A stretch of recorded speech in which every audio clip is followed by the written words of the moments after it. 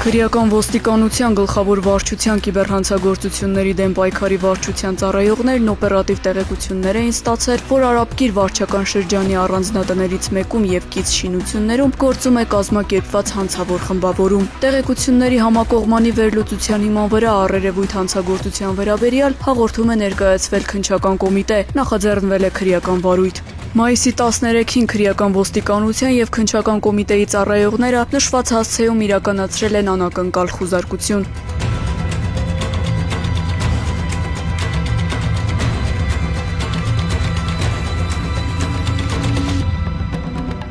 Հայտնաբերվել են ենթադրյալ հանցավոր գործունեություն իրականացնող անձինք, ինչպես նաև նրանց կողմից օգտագործվող համակարգչային տեխնիկան։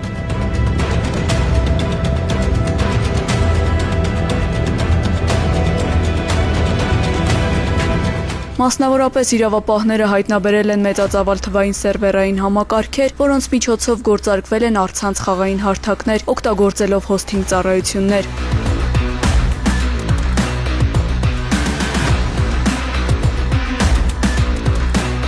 Խուզարկության ընթացքում հայտնաբերվել է նաև չհրկիզվող պահարան, որտեղ պահվել են առանձնապես խոշոր չափերի դրամական միջոցներ, տարբեր պետությունների անձնագրեր, ինչպես նաև կրիպտոակտիվների պահպանման համար նախատեսված հատուկ կրիչներ։ Խուզարկության ընթացքում մենք նույնիսկ հայտնաբերեցինք, որ որոշ անձանցից, որոնք որ իրենց գործունեությունը ծավալում էին հենց այդ խմբի կազմում, վերցրել էին վերջիններիս անձնագրերը եւ նմանատիպ գործունեությունը նաև բնորոշ է մարդկանց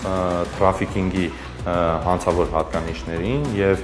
ներկայումս լայնածավալ քննություն է իրականացնում պարզելու, որ արդյոք բացի հափշտակությունից կան նաեւ թրաֆիքինգին բնորոշող հանցավոր արարք։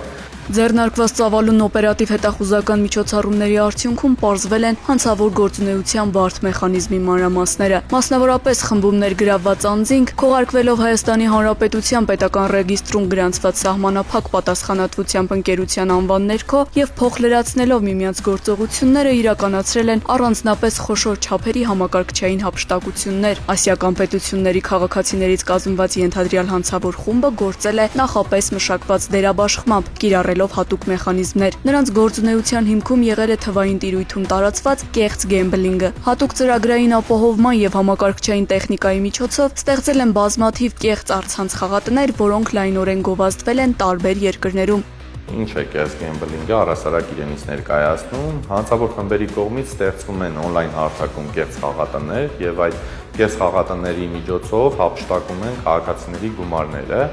Հիշյալ հանցավոր խմբավորումը հենց նմանատիպ գործունեություններ իրականացրել եւ այդ խաղատներում գումարները կարող էին մուտք կատարվել բացառապես կրիպտոակտիվների տեսքով եւ այդ կրիպտոակտիվների օգտագործումը նպատակ ուներ քողարկել նաեւ հանցավոր խմբի գործունեությունը, այն անձինք, ովքեր որ այդ խաղատներից օգտվում էին եւ կրիպտոակտիվներով գումարները մուտք էին անում հիշյալ